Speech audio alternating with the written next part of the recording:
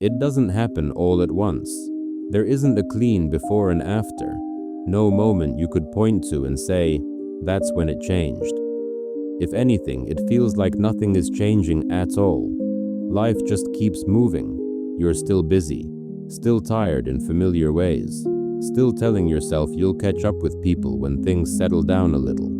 And that's the problem. Things rarely settle down. They just rearrange.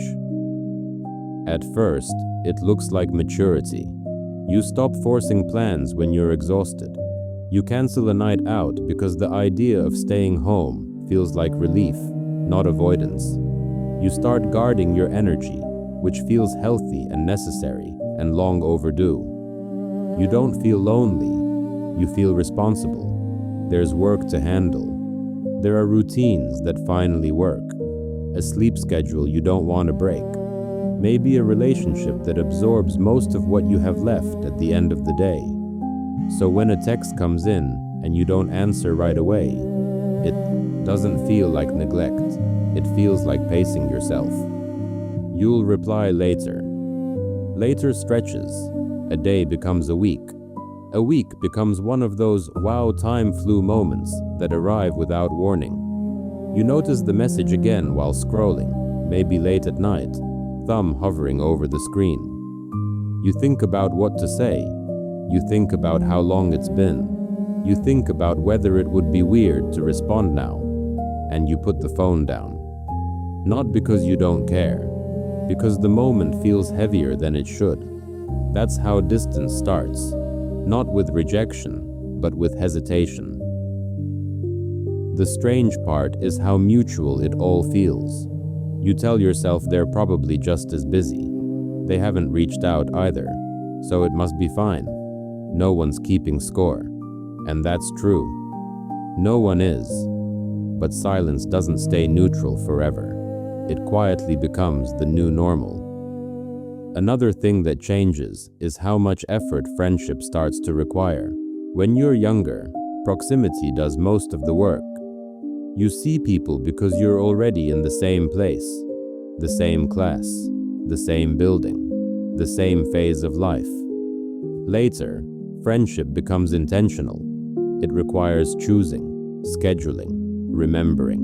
And when everything else in life is demanding attention, work, family, health, money, friendship becomes the one thing that feels optional. Not unimportant, just flexible. So it gets postponed. At some point, you realize you've stopped being the person who reaches out first. Not as a rule, just as a habit you quietly dropped.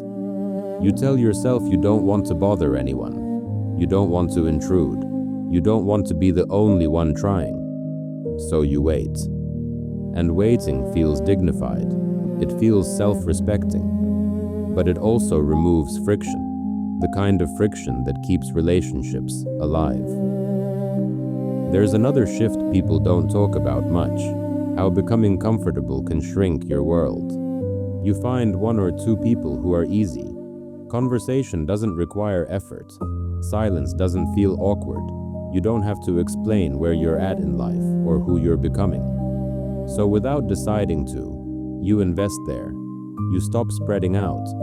The friendships that require more context, more energy, more emotional presence slowly fall into the background. Not because they aren't meaningful, but because they cost more. And when energy feels scarce, cost matters. Growth plays a role too, in ways that are hard to admit. You change, your priorities shift.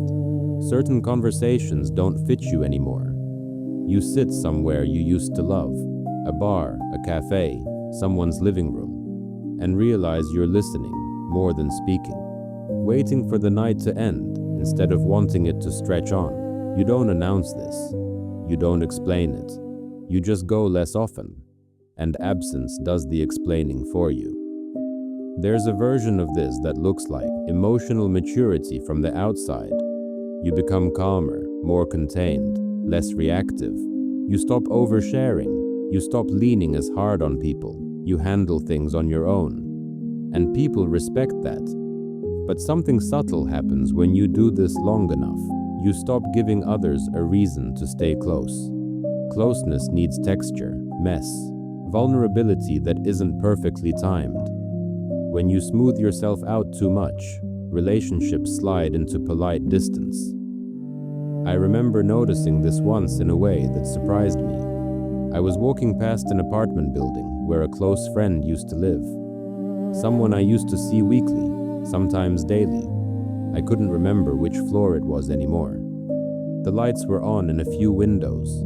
I stood there longer than I expected to. Nothing dramatic hit me, just the realization that I'd let something important drift far enough away that even the details had faded. That was on me, not because I didn't care, because I assumed closeness was permanent. This is the part people get wrong. It's not explosions, it's erosion, not conflict, but accumulation. Tiny decisions that all made sense on their own. Reasonable choices, sensible boundaries, healthy independence. Until one day you need someone. A bad day lands harder than usual. A quiet weekend stretches uncomfortably long. Something good happens and there are fewer people to tell. That's when you notice, not as panic, as a dull, confusing ache. Some people respond to that moment by blaming themselves. They decide they're just bad at maintaining friendships, that they're introverted, that they're built this way. Others blame adulthood or technology or how busy everyone is now. But most of the time, it isn't about personality or failure.